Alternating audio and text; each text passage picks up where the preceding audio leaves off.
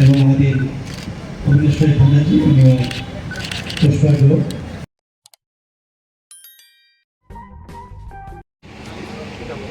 प्रतिष्ठा दिवस।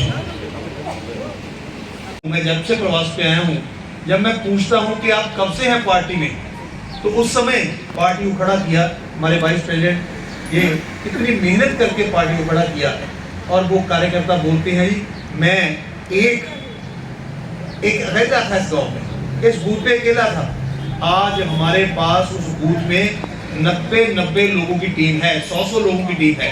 वो सबसे बड़ा कंट्रीब्यूशन उस कार्यकर्ता का है जिसने, जब ये नहीं पता था कि हम सत्ता में आएंगे, जब ये नहीं पता था कि हम कभी एमएलए एमपी बनेंगे, लेकिन उस समय उन लोगों ने काम किया। इसलिए उनके काम के कारण ही आज हम जिस ढंग से आज अपना स्थापना दिवस मना रहे हैं, ये उन कार्यकर्ता की कंट्रीब्यूशन। मैं धन्यवाद करता हूँ अपनी बहन प्रतिभा सेठी का, जो आज हमें सिलेक्शन कैंपेन में भी बूस्ट करने के लिए वो यहाँ पर पधारी हैं। कल मैं इनको मिलने गया था तो बड़े खुले मन से उन्होंने कहा कि मैं पार्टी की कार्यकर्ता हूँ और पार्टी कार्यकर्ता रहूँगी, जो भी पार्टी मुझे काम देगी मैं उस काम को करूँगी। यही एक कार्यकर्ता की भावना होती है। तो मैं दीदी धन्यवाद करता हूँ, आप आए और आपका स्वागत है। मैं 70 से को पार करेंगे, एनडीए 400 को पार करेगी। आप याद करो, मैं जब 6 এপ্রিল ভারতীয় জনতা পার্টির প্রতিষ্ঠা হয়েছিল, কিন্তু তার আগেও 1951 সালে আমাদের শ্যামাপ্রসাদ মুখার্জির নেতৃত্বে জনসংঘের প্রতিষ্ঠা হয়েছিল। আমরা সবাই সেই ইতিহাসটা, সেই লম্বা ইতিহাসটা 1951 সন থেকে 1980 সাল পর্যন্ত, এই যে একটা লম্বা ইতিহাস, এটা আমরা সবাই জানি। আমি আর বিস্তারিত এখানে তুলে ধরছি।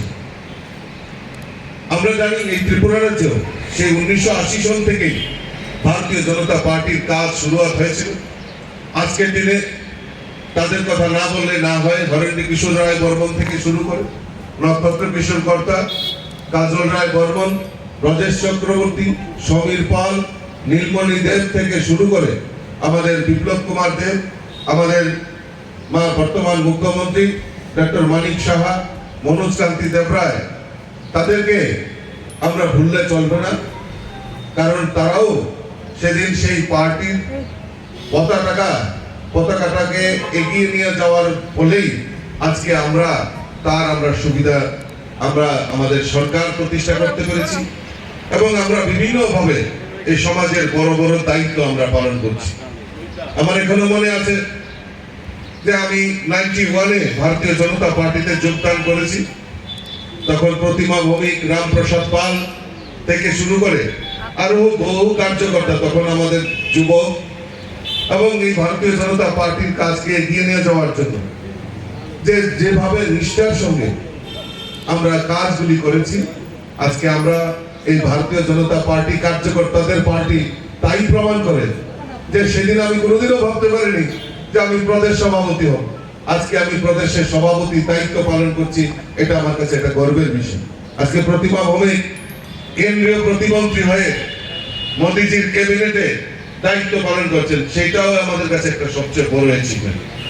এই যে কার্যকর্তাদের পার্টি, আমরা সবসময় বলি, গতকালকেও মোদিজি বড় মঞ্চে बोल रहे थे कि मैं भी एक कार्यकर्ता हूँ, सामान्य कार्यकर्ता हूँ। এই যে মানসিকতা, এই মানসিকতা নিয়ে ভারতীয় জনতা পার্টি কাজ করছে। আর আমাদের যে সংকল্প, যে আমাদের দেশের প্রধানমন্ত্রী নরেন্দ্র মোদী, যে আমাদের রাষ্ট্রনায়ক, এই রাষ্ট্র নির্মাণের জন্য যেভাবে চিন্তা ভাবনা করছেন, আজকে আমাদের লোকসভা নির্বাচন, এই লোকসভা নির্বাচনে আমরা চাই দেশের প্রধানমন্ত্রী নরেন্দ্র মোদীজিকে তৃতীয়বারের মতো আমরা দেশের প্রধানমন্ত্রী দেখতে চাই। শুধু দেখতে চাই না, আর আমাদের সংকল্প নিয়েছেন মোদীজি, আমাদেরকে বলেছেন ইস বার 400 বার। তো এই যে সংকল্প, এই সংকল্প নিয়ে আমরা কাজ করছি। আর এখন নির্বাচন, আপনারা অবগত আছেন, আগামী 19 এপ্রিল আমাদের পশ্চিম ত্রিপুরা আসনের নির্বাচন হবে। সেখানে আমাদের প্রার্থী হয়েছেন প্রাক্তন মুখ্যমন্ত্রী আমাদের বিপ্লব কুমার দেব মহোদয়, এখানে প্রার্থী হয়েছেন। আর 26 এপ্রিল পূর্ব ত্রিপুরা আসনে আমাদের নির্বাচন সংগঠিত হবে। আর সেখানে আমরা প্রার্থী করেছি আমাদের ত্রিপুরা রাজ্যের রাজ পরিবারের কন্যা কৃতি দেবী বর্মন মহোদয়কে আমরা সেখানে প্রার্থী করেছি, এবং ভারতীয় জনতা পার্টির প্রত্যেকটা সৈনিক আজকে এই নির্বাচনের যুদ্ধে আপনারা উপনীত হয়েছেন এবং বিভিন্ন দায়িত্ব পালন করছেন। আমি আপনাদের কাছে আবেদন রাখবো, আপনাদের এই যে কর্ম, আপনাদের যে নিষ্ঠা সঙ্গে যে কাজ করছেন, সেটা মানুষ কোনোদিনও ভুলে যাবে না।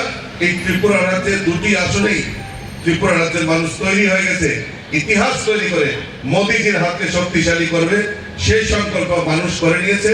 আর আপনাদের অক্লান্ত পরিশ্রমে আমাদের দুটি পদ্ম ফুল ফুটিয়ে মোদীজির হাতকে শক্তিশালী করব, সেই সংকল্প আমরা আজকে নিয়েছি।